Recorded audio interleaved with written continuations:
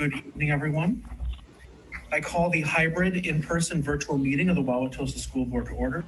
It is 7:01 p.m. on Monday, April 12th, 2021. I'm in conference room C of the Fisher Building, 12121 West North Avenue, with board members participating in person and remotely via the video conferencing platform Zoom, due to active health and safety concerns associated with the ongoing COVID-19 pandemic public health emergency. We will begin with a moment of silent reflection.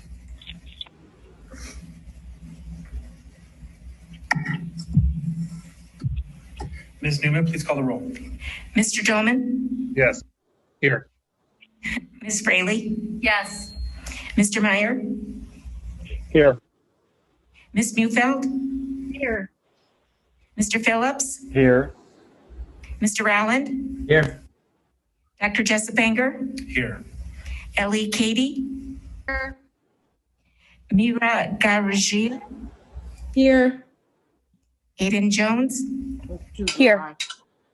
Nora Rommelfanger? Here. Good to see everyone. I hope you're all having a nice day. We will begin with public comment on non-agenda items. Members of the Wauwatosa School Board value the input of students, parents, staff members, and community members. The board's regularly scheduled meetings provide an opportunity for opinions and concerns to be expressed publicly. The board values all comments and will respectfully consider this input in decision-making. The board requests that individuals limit their comment on each item to 3 minutes. Following any comment, an individual board member may respond on the issue raised. However, it is not the intent of the public comment portion of the agenda for the board to enter into a debate with a member or members of the community. Because non-agenda items are not publicly posted in advance, no action will be taken on public comment regarding non-agenda items this evening. Is there any public comment? There are no hands raised. Thank you, and there are none in the room either. We move forward with recognitions. The first is for the West cheer team. The school board recognizes the West cheer team who took second place at state.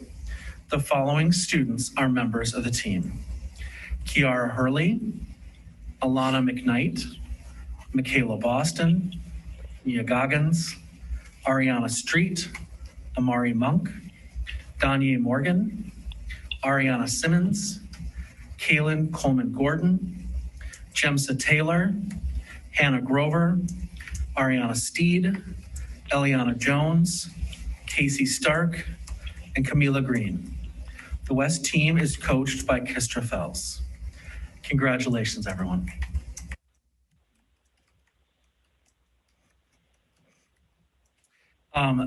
For those of you who are tuning in this evening and may not be aware, the West cheer team has quite the reputation within the state of Wisconsin. And right around this time of year, we're celebrating their achievement in some shape or form. So congratulations again on another great season. Any board comment or jubilation? I'll just say it's disappointing that we don't get to see the students in person.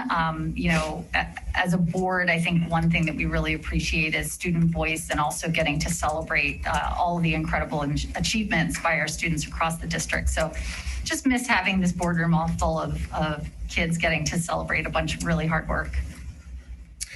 One of the last things I actually did last year, right before the pandemic, was to be able to see the West team perform, and they are just a sight to behold. So hopefully we'll be able to, I haven't seen their performance this year, but hopefully I'll be able to catch that on video.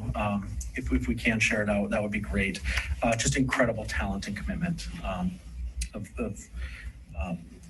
the young folks on the team. We are next going to have student recognition for military service. The school board recognizes staff and students for exemplary achievements. Tonight, we recognize the following students who have committed to military service after graduation. From East, Angelo Ciccatello, Army National Guard, Hunter Walgenbach, U.S. Marines, Jordan Washington, U.S. Navy. My father may or may not have been in the Navy and would be very proud. West, Christian Beyer, U.S. Army. Congratulations to all of you. Thank you for your service, your commitment, and for all the good that you will do on behalf of our nation. Any board comments or congratulations on this one?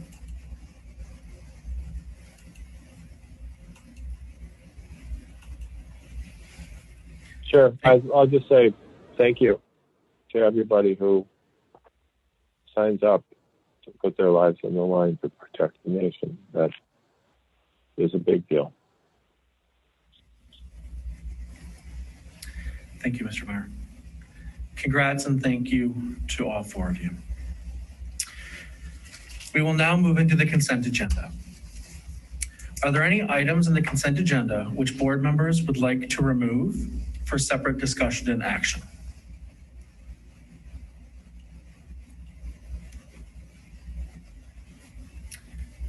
Seeing none, may I have a motion to approve the consent agenda? So moved. Thank you, Mr. Rolland. May I have a second? Second. Thank you, Mr. Meyer. Any board comment or questions on the consent agenda?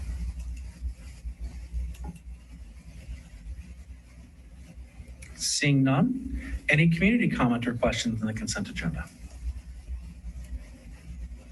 Here now, hands raised. Thank you very much. Ms. Newman, please call the roll. Mr. Dahlman, Yes.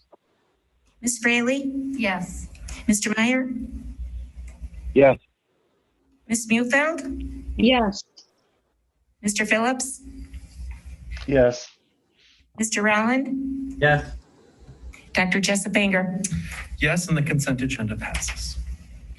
Next will be a series of reports from the superintendent and others. Dr. Earle, you're up first with an update on COVID environment and future board meeting topics.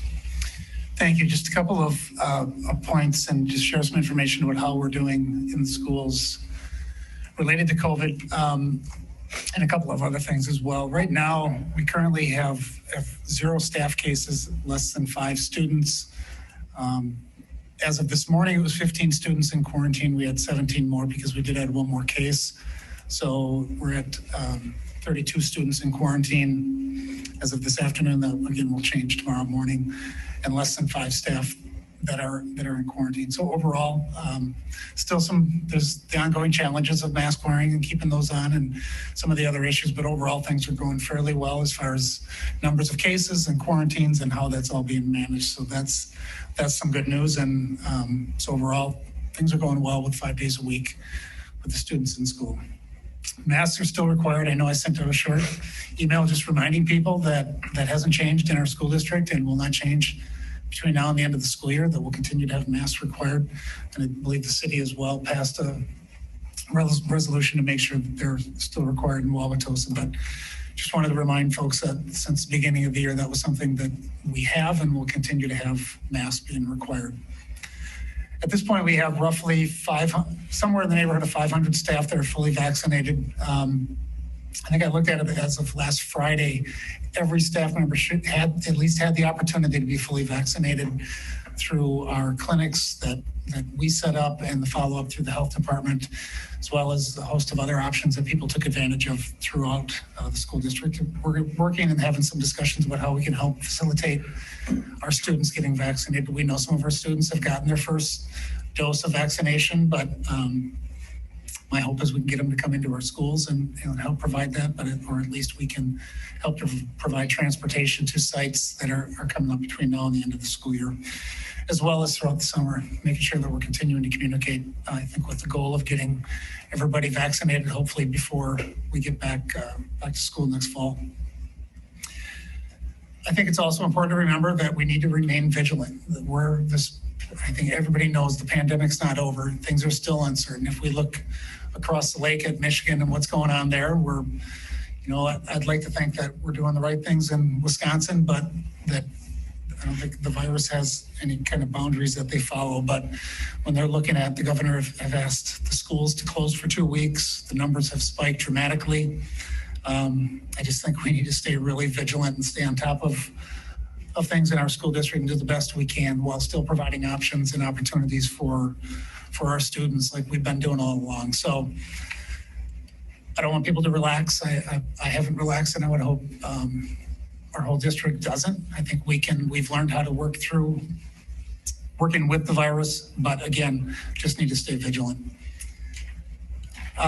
Communication is going to be forthcoming related to, there's been a lot of questions about prom at the high schools and senior ball and some activities like that, and at the middle schools, what formerly was promotion ceremonies, and at the elementary and some of the activities. So my point is we need to do everything we can to have parents and students celebrate those times in our schools. Those are important to our students, important to our staff, important to our parents, and we need to find ways to be able to do it. They're going to look different. Our principals are all working through a lot of different ways of making those things work.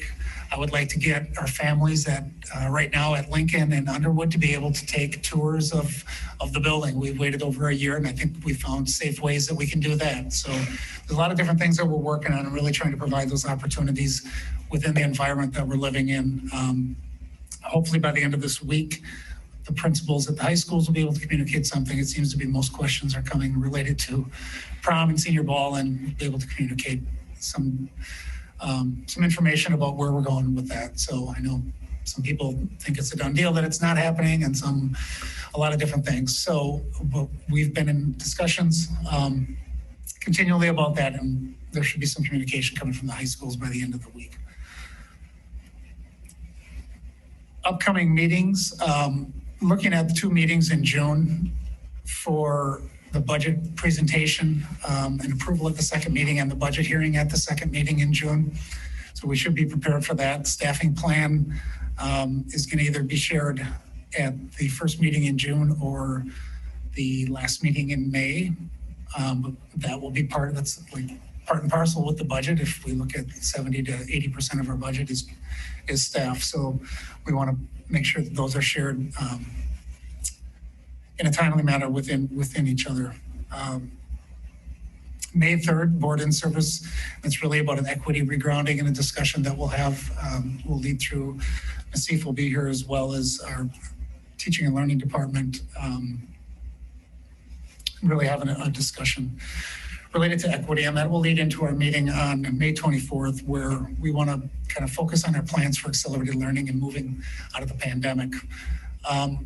One of the things, hopefully you won't hear me say, is that we need to remediate or overcome deficits and really trying to stay asset-based. And I think that's going to be a lot of our discussion on May 3rd, and really trying to talk about the approach of how we want to approach coming out of the pandemic and moving forward, that we really want to make sure that all of our students are at grade level and beyond. It's a lot of it's a mindset, but a lot of it is about approach and how we go about that. So we're going to talk and present some information on that on the 24th, and some of the discussion on the 3rd will help guide that discussion on the 24th as well. So one other just a thought. I was reading some things over the weekend about people referring to the 2021 year as a lost year of education. I think it couldn't be farther from the truth. And I think it's just, again, a mindset thing that we need to really look at. I think our kids have learned so much over the past school year, and we still have a quarter left. So I think the focus is the school year is not over. We got a lot of time left to work with our kids and really do some great things. And I think there's been a lot of really good learning that's gone on. Some assessments that we'll be able to do will help demonstrate where we're at with our individual students too. And that's really what we're trying to focus on. I think we could have told you in June, our failure rates were going to be higher. We were going to have more kids that weren't being successful in school because they weren't in school. I don't think we needed to run any kind of reports to know that we were going to struggle this year. I think I can only speak for our district. I think we've done pretty well. I know Mrs. Bowers sat in a number of, almost all of the elementary buildings in some of their meetings and how things are going. So I'm going to stop there because I don't want to get too far into where we're going on the 24th too, but that's going to be a big part of the conversation. And I'm pretty excited that we're going to be able to share that with the board and have some of that conversation. So thank you. Questions from the board for Dr. Ertl? No, I appreciate the preview of what's to come in the months ahead for us. It's really helpful. I have a question. Will we have some information on attendance going into the budget year? Yeah, we're using a projection for the budget, so that'll be part of it for the membership. Looking at what we think, I've got it broken down as of Friday on where we've lost students, what grade levels. I mean, just a glimpse off the top of my head, I know a majority of our students, which probably is no surprise, our biggest drop was at JK and SK. And we've already got close to 40 in the past 3 weeks, 40 new enrollments, whether those are re-enrollments or new enrollments. So I think that's some really good trends in the past 3 weeks, and that includes the week of spring break. So there wasn't a lot of activity there. So it's really in 2 weeks. We've getting a lot of students enrolling in the district, and either moving in or, like I said, re-enrolling. And we're going to try to take a look and see if we can identify individual students, where they went, how we target them. We've targeted some. So we've done some other things that target those students in Wauwatosa that are not attending our public schools and trying to engage or re-engage those families and those students as well. But we've got it broken down by grade level. Sophomore year was another grade level of concern with attendance dropping. Like I said, I just got it Friday and haven't had time to really look into it. So not real sure why sophomore year would be, but we're going to look into try to figure it out I think it just might be by happenstance, but maybe not. And we'll try to determine that. But I think it's important to try to break down that attendance data and the enrollment data and where kids left and then what it takes to get them back. So yes, long answer, Sharon, yes. Yes, thank you. Thank you very much. Well, there certainly is a lot of real estate movement too, just like we always have every spring. So that's quite exciting. We also have different housing units that are available for multiple living sites, and that's really great to see as well. One other question I had is, in May and June, will you have some ideas maybe on how to change learning, maybe some different models? I just want to encourage brainstorming at these sessions, just so that we have, and maybe it's not something we have set, but that we include brainstorming and growth and, how can we assist and how can we do things maybe a little differently now that we have some experience. Yes, I see what you're saying. I was going to say that's going to be the focus on the 24th, but I think you're getting at like how we're doing learning right now, and will some of that carry forward, and how we're going to do. I mean, we're looking at what is virtual education going to look like next year, and some of those things. Sure, we'll be making sure we share that information. Yeah, we've done an awful lot, just like you said, obviously there were a lot of things, going on, and everything was a moving target. So now we've had some success. We've had quite a few successes. Our students, our families have seen successes, and we can build on those. I just want to make sure we can move forward with those things that are working, tweak those things that maybe didn't work so well, and have just an open format for doing that. Sharon, I also just want to reemphasize your point about the housing in Wauwatosa, and from a number of sources that houses are certainly going quick in Wauwatosa, and I think that's a really good thing for the school district in a lot of ways. I think the pricing is of concern because prices are going up and houses are going for more than asking price, but ultimately looking at always increasing resident enrollment, that's a really, really good sign for our district too. So thank you for that. Dr. Erdahl, are those 40 or so enrollments, any sense, are those JK and SK kind of bringing some of those students back, or is it more all over the board? JK is going to be all new, so that's where I'm not sure where that, I think we'll get those. Okay. Yeah. All over. So we've got them, it's spread out by school, by grade level. So I'll have that information too. We're tracking that on a weekly basis. So we'll know every single week where they're coming in, and it's charted across, and I can make sure I share that too, so all of you see where that's coming from. And am I fair to say that's more than we would normally see this time of year? Is that what you're kind of saying, that 40 is a lot? I don't know. Okay. We haven't tracked new enrollments in the past. Yeah, I understand it's a whole new world and Yeah. things we're trying to look at. So I get it. I would like to think it is, but I can't say that for Right. sure. Other comments and questions from the board? Okay. Any community comment on this item? There are no hands raised. Next up is a superintendent search update. Ms. Fraley. Yes. So I'm going to share a brief update, some of which has been included in our weekly updates, but I know that there are some folks that participate in these meetings that may not receive them. So the application period closed on March 26th. We had 36 candidates, a really great pool from over 9 states. The candidates were assessed using the superintendent profile, which was put together following all of the interviews, 14 focus groups, over 800 survey responses, et cetera.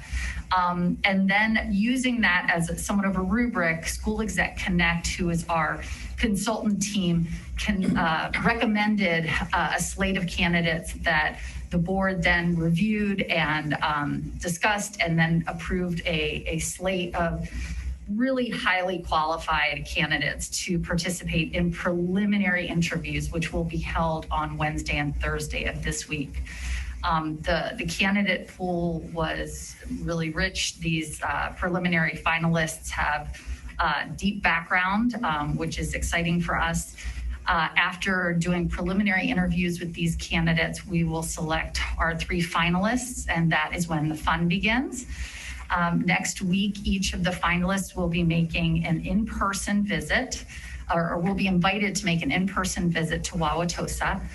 We've been working really hard to balance the complexity of COVID and also wanting to ensure that both the candidates and the community have an opportunity to get to know who might be our next superintendent. And so that has been a balance of trying to put together a visit day that exposes them to all different parts of the city, different schools at different levels, teachers, students, school tours, meeting administrators, a student question and answer panel. It's been tricky, I'll be honest. We are balancing a lot of things and wanting to be really aware of not infringing on student experiences. And so an example of that is originally we had planned on hopefully having the community forum at Tosa West. Turns out the Tosa West theater production will still be going, and that would really impact the students' ability to practice leading up to their second weekend of shows. So we did some flip-flopping around. We moved that to east. We moved some other things to west. So we are really wanting to ensure that both the candidate sees different parts of Wauwatosa and different schools, and also that our community gets to engage with them. Our hope is that our final full day visit schedule will be available and shared within the next day or 2. In addition to that, it will include opportunities for community members, parents, teachers, students to share questions that they'd like to hear asked at the community forum. And we're in the final stages of confirming possible in-person attendance for that. And in addition to making it available via Zoom. All of this is still in final stages, but we hope to have that figured out by the end of day tomorrow. In terms of what folks can expect moving forward, after the 3 visit days, which will be Monday the 19th, Wednesday the 21st, and Thursday the 22nd, the board will then convene to deliberate using feedback that we've gathered from key stakeholders that have had the chance to engage with these candidates. And we'll be making a decision, reference checks, contract negotiations. Our hope is that we can be coming back to you as a Wauwatosa community the first week of May to let you know who will be leading our schools moving forward. I want to call out a couple of folks who have really been going above and beyond to help us figure out a bunch of this. Mary Newman, number one, Jamie Price, Sarah Fertitta, and then all of our school administrators who are helping to figure out these visit days. It's a lot of time and energy in addition to the board who has board meetings pretty much every night for the next 2 weeks. So rest up and look forward to seeing at least the folks on this screen on Wednesday and Thursday. I'm happy to take any questions that you might have about what's still to come.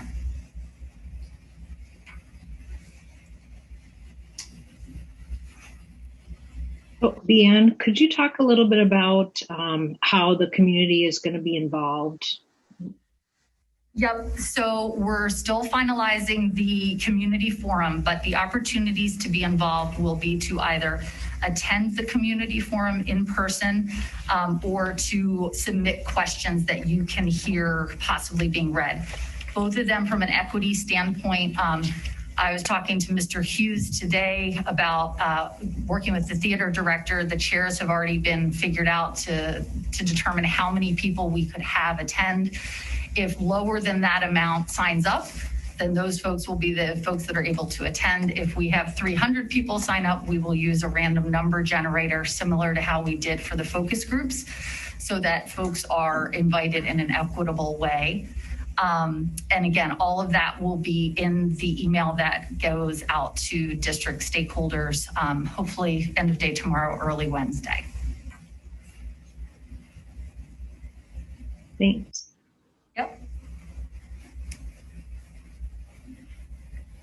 Awesome. Leanne, thank you. Yep. You forgot to thank yourself. It's a heavy good. lift, and thank you for your leadership on this. Any community comment or on this item?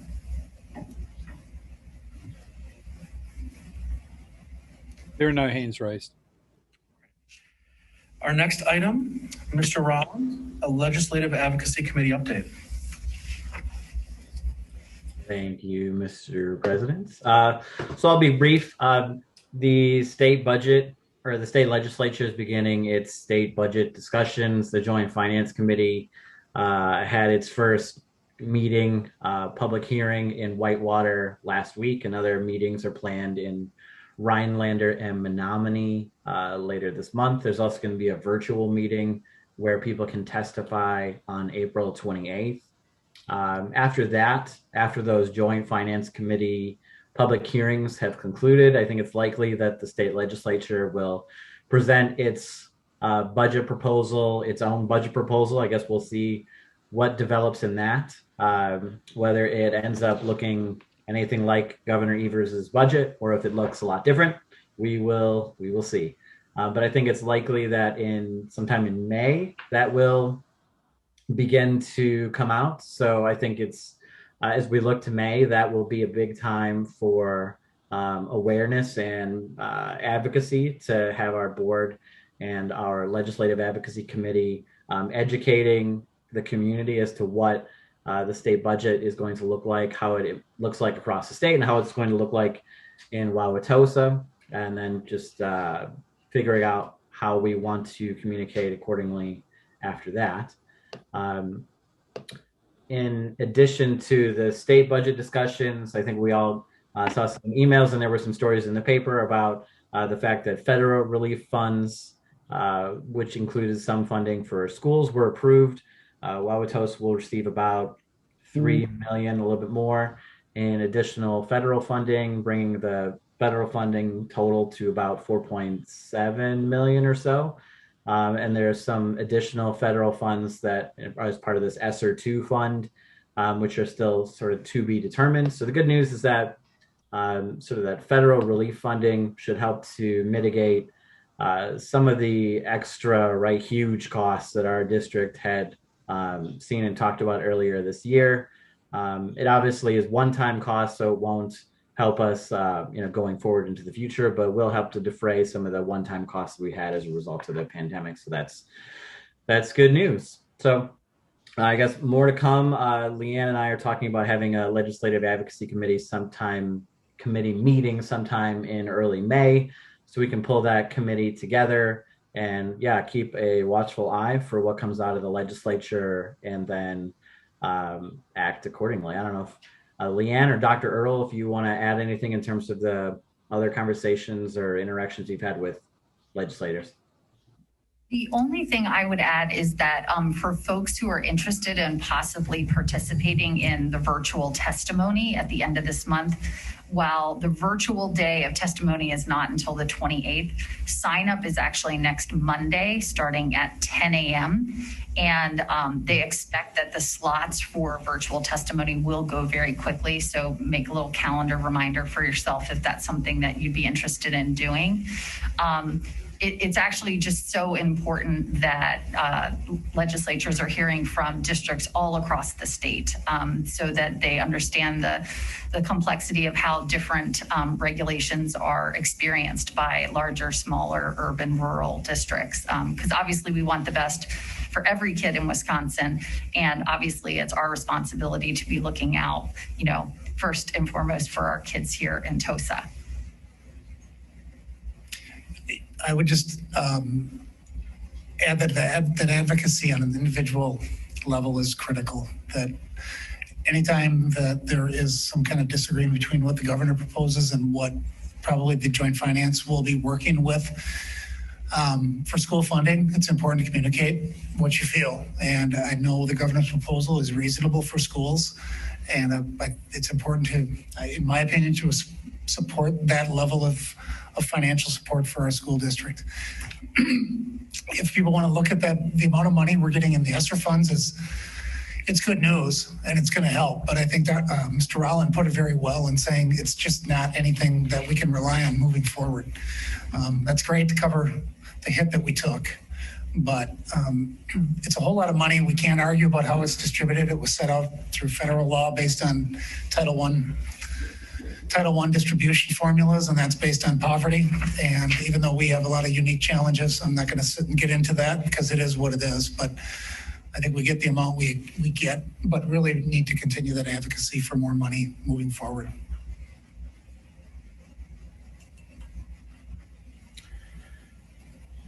Bill, or maybe this question for Marta too, when we do the budget, and I think you said in June we'll review that, would we be able to see, because I know all of it's probably not in the same budget year potentially, would we be able to see sort of what our expenses were related to the pandemic and COVID kind of broken out, and then what that looks like with this additional funding? Like, basically what I'm curious is how much of this additional funding actually covers those additional costs. I mean, are we recouping everything that was outlaid extra?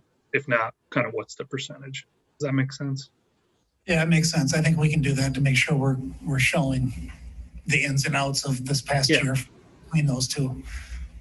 Yeah, I think that'd be good to know and good for the public too. Yeah. And could we have those broken out sooner than later so then we can, as we're having those conversations with individual legislators, then we're armed with those details? I can definitely prepare a spreadsheet between 1920 and 2021 school year in terms of our expenditures related to COVID. And we'll do the overlay with the expected ESSER. We don't know when we're getting that money. They don't seem to be in a hurry to distribute the money to us. So yeah, we'll work on getting that laid out.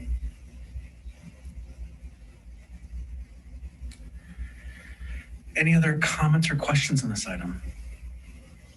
Well, I just want to throw something out. I know that a lot of people, they're looking at more the high level. And as you said and pointed out, looking at the individual or how it's affecting students really makes the difference between school districts and how we can advocate for our students. So I wonder if it's possible to share some of our student profiles, obviously not naming students, but the type of students, what we want to do for our students, and really what does that look like and why the funding is needed. What are all the, who are all the professionals that support the student? How, I don't know how else to describe it, but to really break it down to the student level and saying, this is the profile of this student, and this is why and how Wauwatosa succeeds. And I don't know if it's possible, but there are just a lot of questions always from the different legislators about why do you need this? And it's really difficult to explain when you're looking at that 1,000-foot level of just district wide, unless you really start to try to break it down. So I would add that we have a couple of challenges. One is everybody looks at Southeast Wisconsin like we all get all this money and we're a wealthy area. And to some degree, it is a little bit different than the rest of the state, but to some degree, it's a little bit different. We have different challenges as well. And MPS usually gets lumped in with that, with views from legislators from outstate, from out of this area. So I think your point, Sharon, is well taken, and we'll take a look at it and see how we can communicate that in a good way. Yeah, I mean, this is the Wauwatosa story. This is why we're asking you for this, and why our students will benefit, and why our families and our community will benefit. And that's what we say every budget year. So trying to explain that to the legislators, I think, would be helpful. I know it'll be difficult, though. Yeah, I think my sense is, and I would be happy to take feedback on this. My sense would be we wait to see what the legislature comes back with in terms of its own budget proposal, and then pass a resolution with our Wauwatosa story explaining why that is or is not a good idea. We could also just not wait, and we could work at a future meeting to just pass that resolution right away and pass that Wauwatosa story on to our legislators in advance. I think either way, I think it's a similar message. So I think what we could do is we could just work on a resolution, have it prepared for the next meeting, which would be the 26th, I believe, and bring it to the board to consider. We wouldn't have a legislative advocacy committee meeting in the interim, but at least we could have something ready to go with our story. And then we might have some information for the hearing too. That hearing, right, is the 28th. Yeah. So Yeah. I think that timing works. Well, we'll get to work on it. Thank you.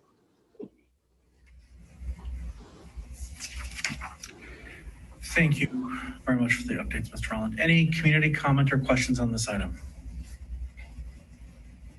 There are no hands raised. We are up to our public comment on any non-agenda items, kind of our last item of the night. Is there any public comment on any non-agenda items this evening? There are no hands raised. Okay, got a short night. It is 7:39. May I have a motion to adjourn? So moved. Thank you, Ms. Fraley. May I have a second? Second. Thank you, Mr. Doman. Ms. Newman, please call the roll. Mr. Doman, Yes. Ms. Fraley, Yes. Mr. Meyer, Yes. Ms. Mufeld, Yes. Mr. Phillips, Yes. Mr. Rowland, Yes. Dr. Jessup Banger. Yes, we are adjourned. I'll see you all Wednesday. Thanks. All right. Good evening.